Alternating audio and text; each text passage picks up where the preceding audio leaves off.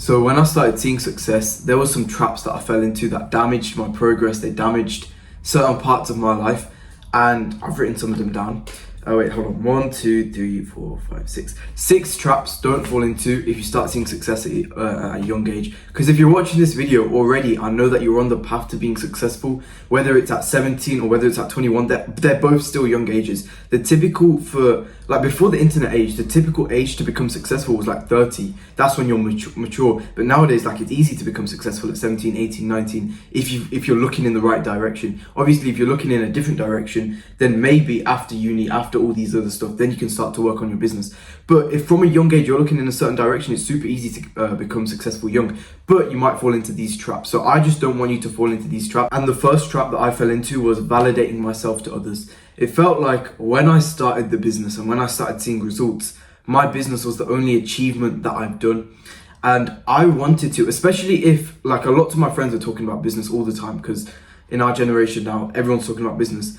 I wanted to gain the respect and recognition that I'm running a successful business, and I wanted to get that respect from having that achievement. And I would try to validate myself to others before the conversation started to try get that respect. And all that's doing is, imagine you're meeting new people, and subconsciously, obviously I wasn't thinking this consciously, but subconsciously I was like, hi, yeah, I run a business, I made this much last month, please respect me. Like, it just sounds beggy, sounds like bitch behavior. And I noticed that I noticed that the better way to do this is just not say anything.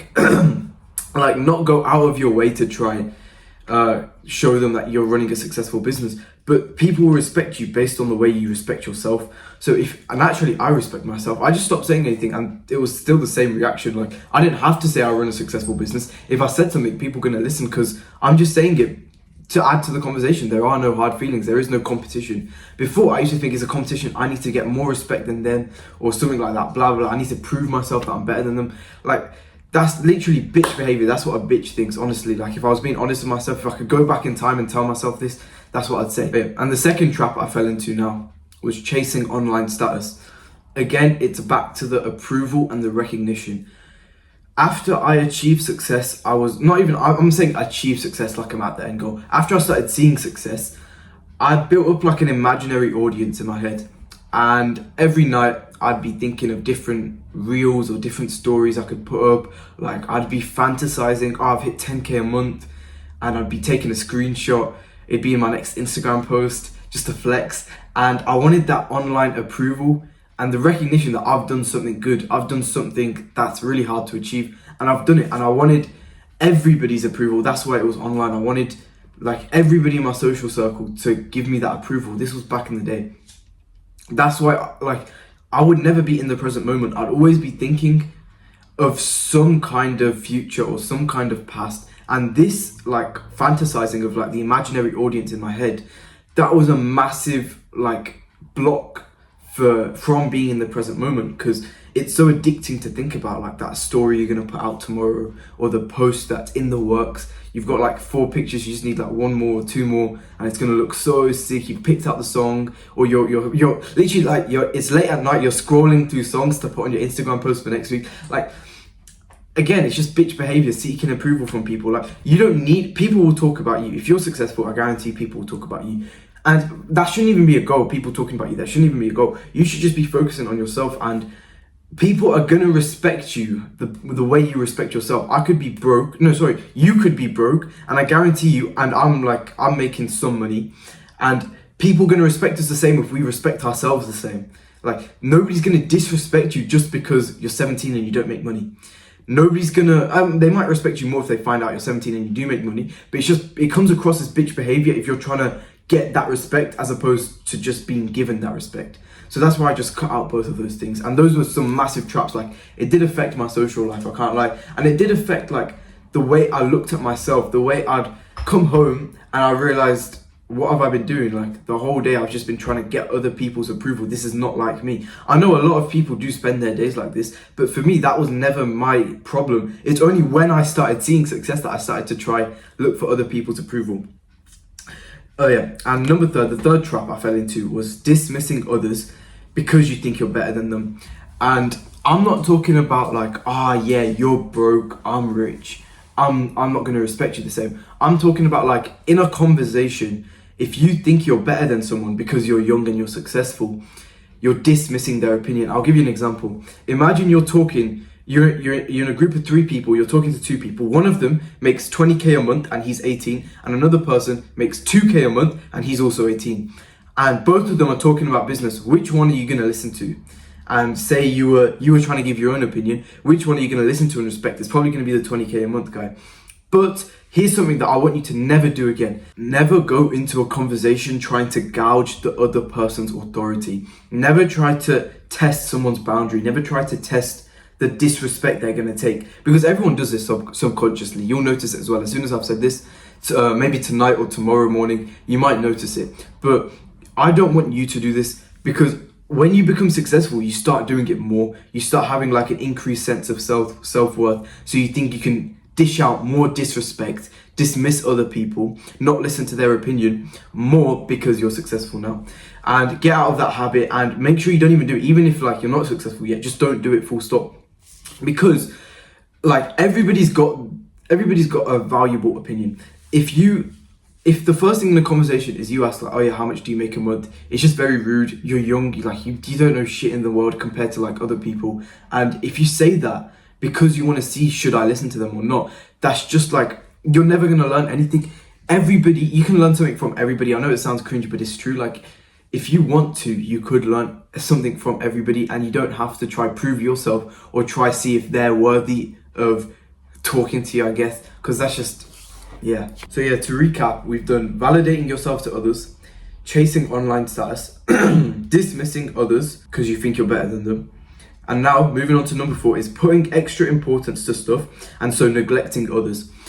So if you want to become well developed and well rounded across your life, you can't be putting extra importance to money, because money is not the most important thing. Money is important to live, but so is your mental health, so is your personality, so is your confidence, so is the way you so is your physique, and like how strong you are, if you can fight or not. So back in the day, I would put extra importance. Like, imagine like a little kid. I remember back in the day when I was like 5'5" or whatever, and I'd be running around and I would be thinking, oh my god, this client who's paid me £120 has needs this by tonight, and I'm still in school. Oh, I need to do this, and I'd be in an irritable mood, and I would be unpleasant to the people around me, because I thought I assigned extra importance to the stuff that I was doing, when in reality that £120, now I look back at it, that's literally nothing. I'm just saying, that's literally nothing. First off, that's literally nothing. Second off, when you assign extra importance to certain stuff, it just makes your whole life less enjoyable. So if I could tell you one thing, it'd be stop thinking stuff is so important. First off, stop thinking you're so important. And second off, stop thinking the other stuff, like the business stuff or the stuff that you assign extra importance to because you think like you're special. You think the business you're running is special. You think, oh, nobody else can relate to me, and you're putting extra importance to it. It's not that deep. Just enjoy making money and enjoy the process of being young and learning more, but never ever put extra importance to it. For example, as well, back in the day, my mum would ask me to take out the dishes or do the laundry. She'd ask me to do 3 things, and I'd forget one of them, and I'd half do the other one, and only one of them would actually get done, because I was like, Mom, I'm working on my business, or something like that. Like, I'd just be a brat, basically, and I don't want you to fall into that same trap of thinking you're important, or thinking that the stuff you're doing is important, and then neglecting your mom, neglecting the meditation sessions in the morning because you think you've got so much work to do, neglecting the workouts with your friend. Like, you planned a workout with your friend to go gym, or like say you go MMA, or say you go boxing with your friend, for example, and you planned a workout, you're planning like Wednesday 6 p.m. coming, you're like, I've got work, to be honest, I've got to work. Like, you're, as a business owner, as a young business owner, you could always work. Like, technically, you could wake up, skip school, just work 24/7, or you could go to school, come back, the only thing you do is work, eat, sleep. You could do that, but what fun is life then? So you got to make sure that you're developing yourself equally across the whole spectrum of what you want to achieve in life. If you want to become a good artist, make sure you dedicate enough time to become a good artist, and understand there's other people who want solely one of the things that you want. You probably want, as a young person, you probably want 3 or 4 things. Like, for me, I want to be very confident, very connected to God, very rich, very famous. Like I want all of these things, but there's somebody else out there who does work as hard as me and who is as focused as me, who just wants to be famous or who just wants to be rich. So I guess what I'm saying is you need to spread out your attention evenly across everything in order to become that unique person that has everything. Or you're just going to become the person that has nothing. You're going to become the person that failed in kind of all areas. He said he was going to do everything, but he kind of failed in all areas because he focused too much on the business. He got too much in his own head, and the business never popped off. And then he didn't get anywhere close to being famous. He didn't get anywhere close to being connected to God. And then when he dies, it's just an unfulfilling life. You don't want to be there. So that was the 4th trap. Okay, number 5th trap. This is an easy one, getting complacent.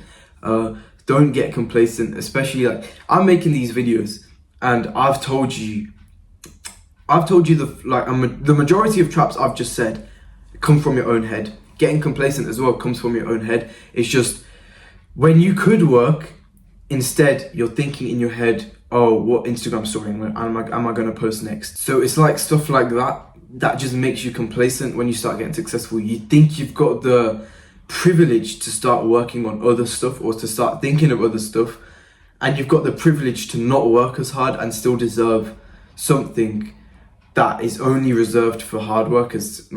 Making money is reserved for people who provide value to the world, and you think you don't have to provide value, but magically you're going to make money because you made a little bit of money. So don't fall into that trap of when you start seeing success, getting complacent, thinking you're entitled to things. And don't think that don't think that you're safe. Don't think you've got it figured out, because you don't have it figured out until you've got assets. And by assets, I mean like a house, you've got a car paid off. Yeah, a car is an asset, I think. Everyone says it's not an asset, but I think it is an asset. You just drive around in your car sick rather than getting the bus. Until you've got a house, until you've got a car, until you've got stocks, until you've got crypto, until you've got all these things that make you ensure that even if the business fails tomorrow, you will be fine for the next 2 years. Don't get complacent until you do that. Then the last I wanted to finish on this last one because it's really important, and I want you to think about this, which is thinking you'll be less busy later. So on your task list, you've probably got a few things, and not even the task list, on the bucket list, you've got a few things that you want to do. And you're thinking, once I make money, I'll do this. You think that once you make money, you'll be less busy. That's the wrong way to think about it. You're the least busy you'll ever be right now. You're the youngest you'll ever be right now. You're the most energetic you'll ever be right now. You're the most courageous you'll ever be right now. And the most carefree. Even if you think, oh, I'm 17, I've got a business, I'm so special, I'm a special snowflake, I've got these businesses and I'm working on myself and I'm meditating in the morning. You're the youngest you'll ever be. If there's any time to mess around or do stuff that you want to do just because you feel like doing it, it's now. Because I guarantee you, when you're 30 and you maybe don't have that drive when you wake up in the morning, and maybe you've got kids to take care of, and maybe you've got some mortgage that you need to pay off, and your car's broken down, blah, blah, blah, blah. Even if you're running a successful business, cars break down. You will never get around to doing the thing on your bucket list that you wanted to do. You're never going to spend time with the same version of your mom when you're 30 than you could spend time with her right now.